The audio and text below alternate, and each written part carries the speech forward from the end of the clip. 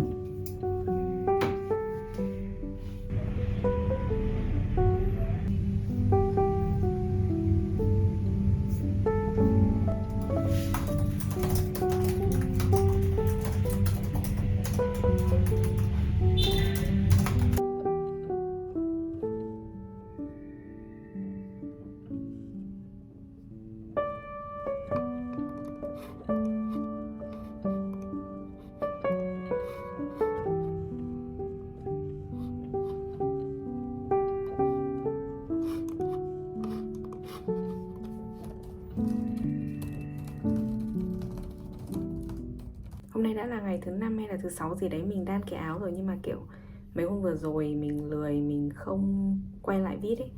Thì đại loại rằng là sau khi mà mình cast on 38 mũi thì mình sẽ bắt đầu là kiểu, tức là cái phần này này mình sẽ đan tăng mũi cho cả hai bên để nó tạo thành cái khung này.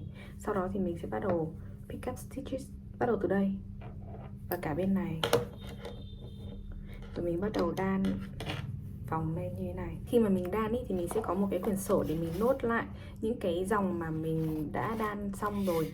Thì kiểu thường thường mọi người sẽ có cái bấm số dòng, hoặc là kiểu mọi người chỉ ghi số thôi, nhưng mà mình thì mình thích là kiểu phải ghi hết ra, là ví dụ như kiểu trong cái section này thì mình sẽ có bao nhiêu dòng, và khi nào mà mình kiểu mình đan xong dòng nào thì mình sẽ tích ở đấy. Và mình cũng nốt luôn là dòng nào là phần mũi đi lên và dòng nào là phần mũi đi xuống. Và nếu như mà nó có tăng giảm thì mình cũng sẽ nốt luôn số, kiểu số mũi sẽ được tăng trong cùng một hàng. Ví dụ như này, số mũi sẽ được tăng trong cùng một hàng, thì từ đấy lúc sau khi mình xong một hàng thì mình sẽ lại đếm lại cho nó chắc ăn.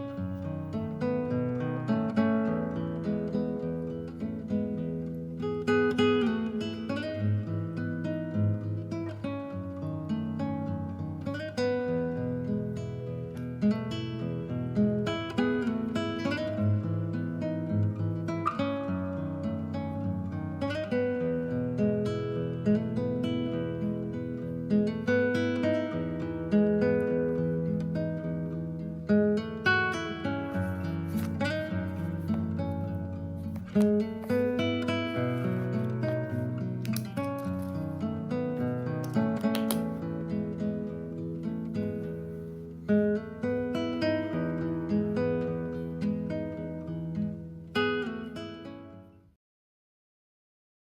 giờ thì mình đã xong cái phần vai rồi, mình bắt đầu đan đến cái phần này. Mình nghĩ là cái phần bắt đầu từ đây này. Mình không rõ là cái phần này nó gọi là gì, nhưng mà mình đoán rằng là khi mà mình để lên đây này thì đây nó sẽ bắt đầu xuống đến cái phần tay áo, thì đây là cái phần vai.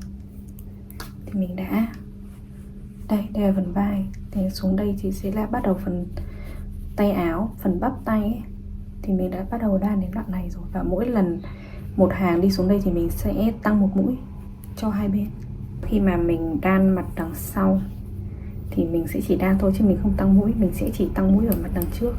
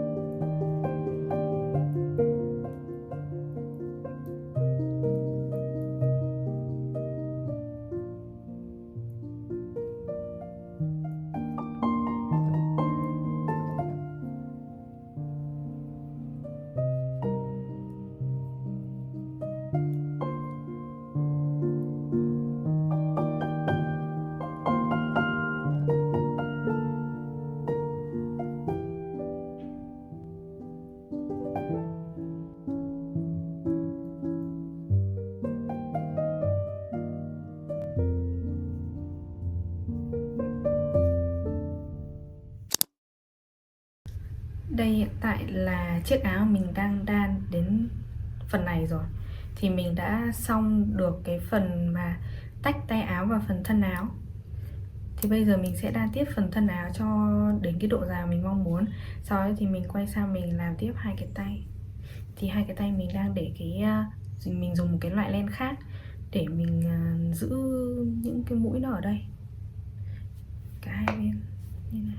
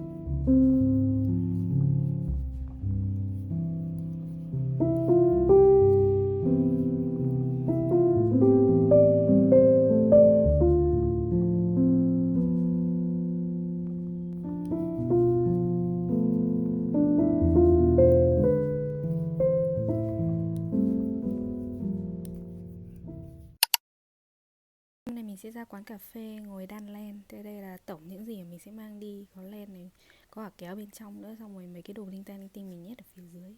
Chị thích uống gì? thật là nhiều nước, mặc dù không muốn hết.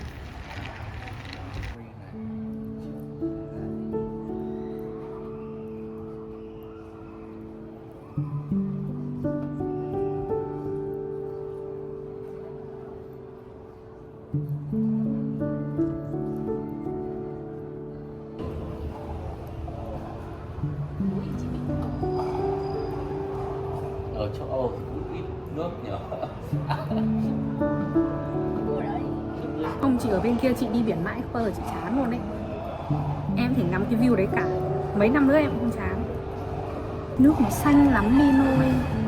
Đợt đi Manta ấy, ôi nước nó kiểu nó xanh ngọc luôn ấy. Xanh kiểu xanh đúng kiểu xanh ngọc luôn ấy, đẹp lắm ấy.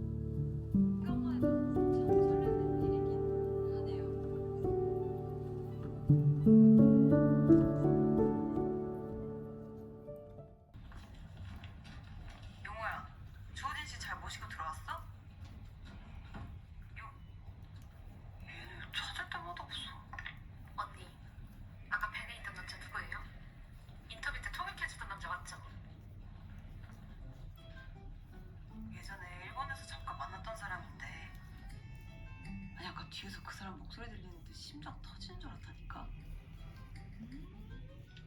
Mình đã xong được cái 2 phần tay áo và cái phần thân áo rồi, thì bây giờ mình chỉ còn mỗi cái phần viền áo và phần cổ áo này để mình đan nữa thôi. Đây là chiếc áo mình đang đan. Phần tay áo mình đã xong cả hai bên. Và bây giờ mình còn cái phần này. Đây. Hai cái phần bên này và cả phần cổ nữa thì sẽ xong.